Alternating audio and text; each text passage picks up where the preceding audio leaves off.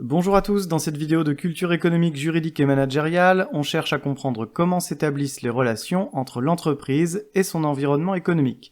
Aujourd'hui, chapitre 2, les interactions entre l'entreprise et son environnement. On examinera tout ça en 3 temps. Les relations de l'entreprise avec ses concurrents, l'information, un lien entre l'entreprise et son marché, et l'impact des externalités sur l'activité de l'entreprise. Pour commencer, on va décomposer en 2 les relations de l'entreprise. Certaines sont de véritables relations de concurrence, tandis que d'autres relèvent plutôt de la coopération. Il y a d'ailleurs différents degrés de concurrence entre les entreprises. La concurrence est la compétition entre les entreprises d'un marché pour vendre leurs produits ou services aux consommateurs. Cette compétition peut s'exercer par les prix ou par les caractéristiques des produits. Le niveau de concurrence sur un marché est fortement dépendant du nombre d'agents économiques en présence. Lorsqu'ils sont nombreux, il y a de fortes chances pour que la concurrence soit suffisante. Lorsque le nombre d'agents économiques se réduit, en particulier le nombre d'entreprises présentes sur le marché, la concurrence s'amoindrit. On qualifie de marché oligopolistique un marché où le nombre d'entreprises est faible. C'est par exemple le cas de la téléphonie en France. Voire de marché monopolistique, lorsqu'une seule entreprise est présente sur le marché. La concurrence favorise un fonctionnement efficace du marché, mais lorsqu'elle n'est pas assez importante, certains agents sont pénalisés, par exemple en devant payer les produits plus chers.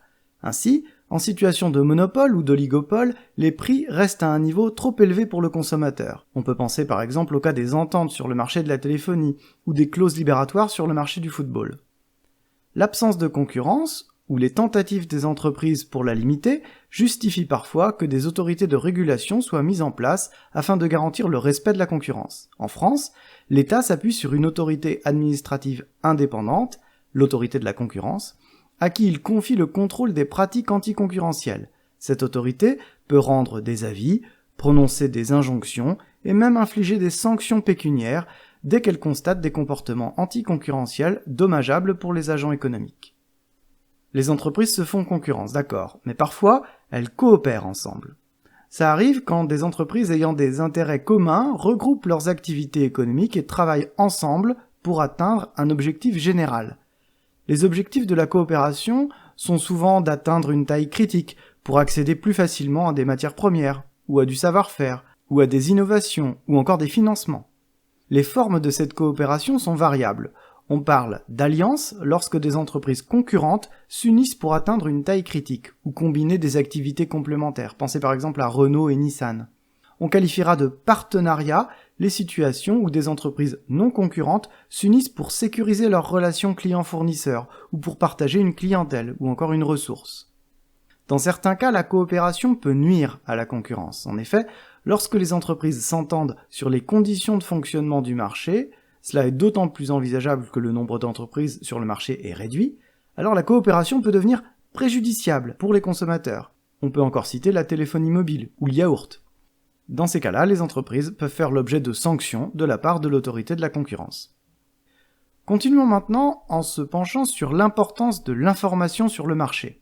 Elle est tellement cruciale que certaines entreprises adoptent des comportements frauduleux la concernant. Le marché facilite les échanges, mais son fonctionnement suppose que les agents fassent circuler entre eux des informations fiables, concernant par exemple les caractéristiques du produit ou ses performances. La fiabilité de ces infos est une condition nécessaire au bon fonctionnement du marché. Pour les consommateurs, l'information est en effet un élément essentiel dans la décision d'achat. En particulier, la majorité des internautes est influencée par l'e-réputation des marques en cas d'achat, que ce soit dans le cadre d'achats sur Internet ou d'achats en magasin. Le plus souvent, en cas d'avis négatif, que ce soit par le biais de forums, de sites de consommateurs ou via les réseaux sociaux, les consommateurs renoncent à leur achat, c'est le cas de 30% des cas, ou encore préfèrent le reporter pour approfondir leurs réflexions, 66% des cas. Pour les entreprises, l'information qui circule sur le marché est précieuse. La multiplication des sites d'avis et de notation contraint donc les entreprises à adopter les meilleures pratiques commerciales possibles et à les améliorer lorsque les avis des consommateurs le suggèrent. Toutefois, certaines ont un peu moins de scrupules. En raison du comportement de certains agents économiques, l'information échangée sur un marché peut être biaisée afin d'en tirer bénéfice. On pense par exemple aux faux avis de consommateurs sur Internet, au dénigrement entre entreprises, à l'opacité de l'information sur la provenance des produits. Toutes ces incertitudes sur la qualité de l'information peuvent détériorer le climat de confiance entre les agents économiques d'un marché. Pour améliorer cette fiabilité, l'État et parfois les collectivités peuvent intervenir de différentes manières. Ils peuvent encadrer la mise en place de normes quant à la collecte ou la restitution des informations par les agents économiques.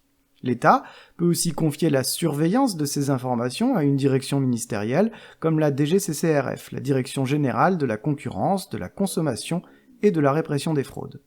Elle a pour mission d'assurer le respect des droits des consommateurs. C'est pourquoi elle peut intervenir pour faire cesser des pratiques illicites, par exemple en condamnant les sociétés concernées à verser des amendes et à informer les clients de leurs pratiques frauduleuses.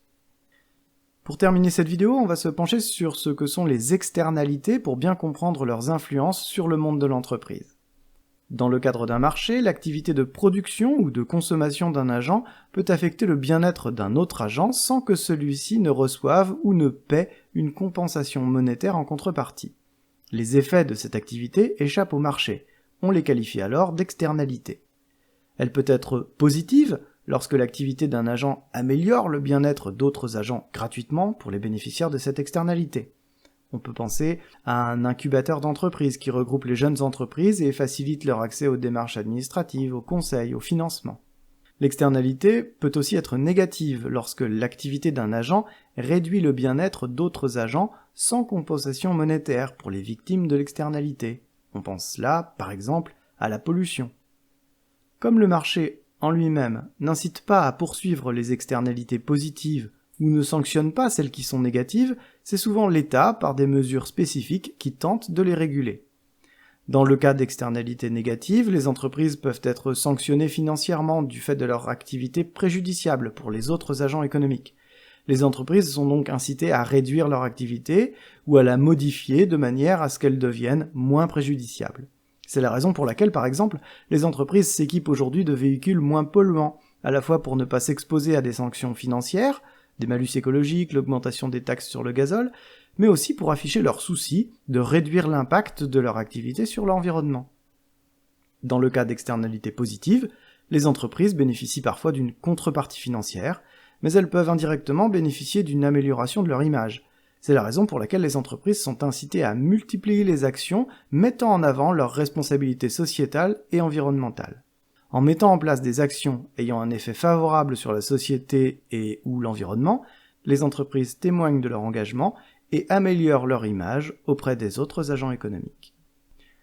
En résumé, vous devez retenir que les entreprises se font concurrence et coopèrent, et que dans les deux cas, elles sont surveillées par l'ANC, l'Autorité nationale de la concurrence, que les informations sur les services et produits sont capitales, encadrées par le droit sous la surveillance de la DGCCRF, et que les externalités ont un impact fort sur l'activité de l'entreprise et que l'État cherche à les réguler.